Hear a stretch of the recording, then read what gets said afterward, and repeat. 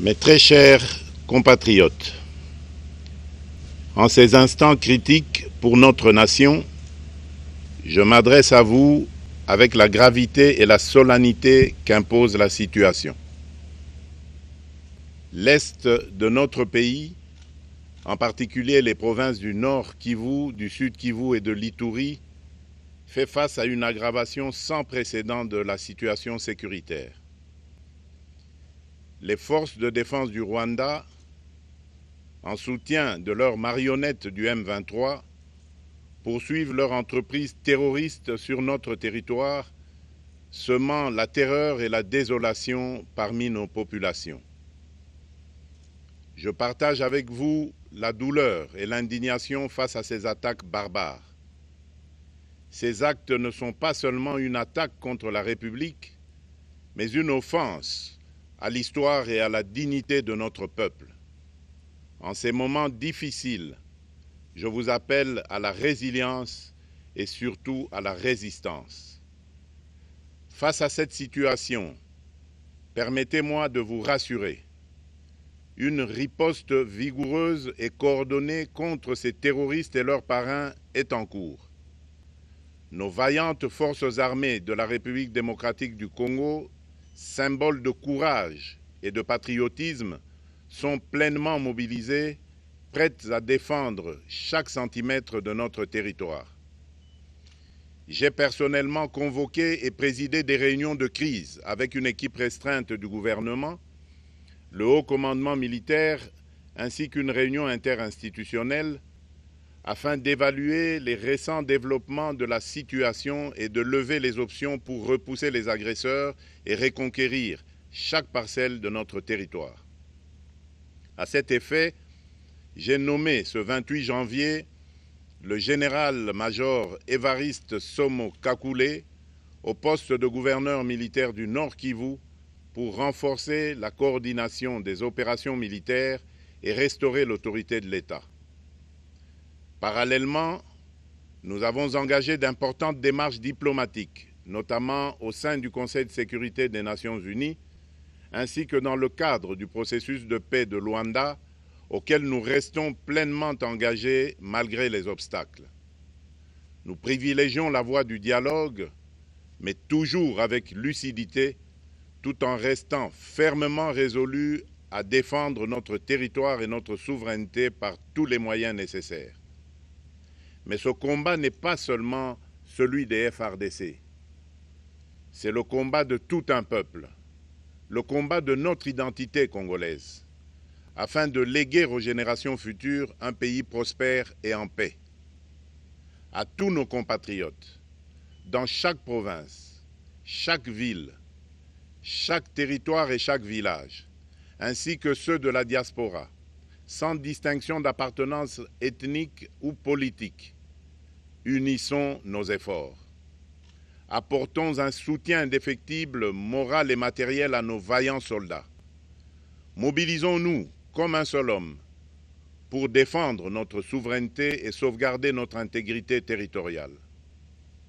Je suis pleinement conscient des souffrances de nos compatriotes qui fuient les hostilités. Le gouvernement est instruit d'activer le plan d'urgence humanitaire pour venir en aide aux déplacés. À vous, habitants de Goma et des environs, je ressens profondément votre douleur qui est aussi la mienne. Elle traverse nos cœurs et nos âmes en tant que fils et filles d'une même patrie. Mais face à cette épreuve, je vous exhorte à puiser dans cette force intérieure qui fait la grandeur du peuple congolais. Résistez avec courage. Faites preuve de vigilance constante et gardez votre calme malgré l'adversité. Sachez que nous ne sommes pas restés inactifs. Des plans de contingence sont préparés pour assurer la protection de la population civile et prévenir toute escalade de la violence. Les dispositifs de sécurité ont été renforcés pour protéger les zones stratégiques et nous travaillons sans relâche pour garantir le fonctionnement des services essentiels. Je tiens à rendre un hommage solennel à tous ceux qui ont payé le prix ultime dans cette lutte pour notre dignité et notre souveraineté. J'ai une pensée pieuse pour le général-major Peter Chirimwami, gouverneur militaire du Nord Kivu, tombé les armes à la main. Je m'incline avec respect devant la mémoire de tous nos militaires et de tous les Wazalendo tombés sur le champ d'honneur. Je pense aussi aux soldats de la mission de la communauté de développement d'Afrique australe, la SAMI DRC, qui combattent à nos côtés, aux casques bleus de la MONUSCO, qui ont sacrifié leur vie pour la paix, ainsi qu'aux innombrables civils victimes de la barbarie ennemie. Leur courage et leur sacrifice ne seront jamais oubliés. Et nous portons leur flambeau avec la ferme détermination d'achever leur noble combat. Je voudrais ici interpeller directement la communauté internationale et l'Union africaine. Le Rwanda continue de violer ouvertement et sans scrupule les principes fondamentaux de la Charte des Nations Unies ainsi que les accords régionaux. Pire, ces agissements se déroulent dans une impunité totale et ce, avec un mépris manifeste des règles internationales et des valeurs que ces institutions sont censées défendre. Cette attitude arrogante, qui ne cherche même plus à masquer ses forfaits, est une provocation inacceptable à l'égard de notre souveraineté et de la stabilité régionale. La présence de milliers de soldats rwandais sur notre sol, leur soutien politique, logistique et militaire à leur pantin du M23, ainsi que leur implication dans l'exploitation illégale de nos ressources naturelles, nous conduisent tout droit à une escalade aux conséquences imprévisibles, mettant en danger toute la région des Grands Lacs. Votre silence et votre inaction face à la barbarie du régime de Kigali et aux atrocités perpétrées par ses supplétifs sur notre territoire constituent un affront non seulement à la République démocratique du Congo, mais également aux valeurs universelles de justice et de paix. Le peuple congolais prend acte de cette passivité qui frôle la complicité.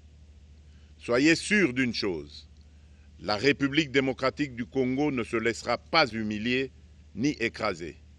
Nous nous battrons et nous triompherons. Congolaises et Congolais, l'heure est certainement grave, mais notre détermination est encore plus inébranlable. Ce moment critique nous offre l'opportunité de montrer au monde ce qui fait notre force, c'est-à-dire notre unité sans laquelle tous nos efforts seraient vains. Je vous appelle à être vigilants, mais à ne pas céder à la haine, aux divisions ou à la violence. Je condamne avec la plus grande fermeté les actes de vandalisme et de pillage qui ont visé certaines missions diplomatiques accréditées en République démocratique du Congo, ainsi que des intérêts privés dans la ville de Kinshasa. Ces comportements irresponsables dénaturent l'expression saine de notre colère face à l'agression barbare nous imposée et jettent une ombre sur les manifestations pacifiques de soutien à nos vaillantes forces armées qui luttent avec courage et abnégation pour défendre notre souveraineté.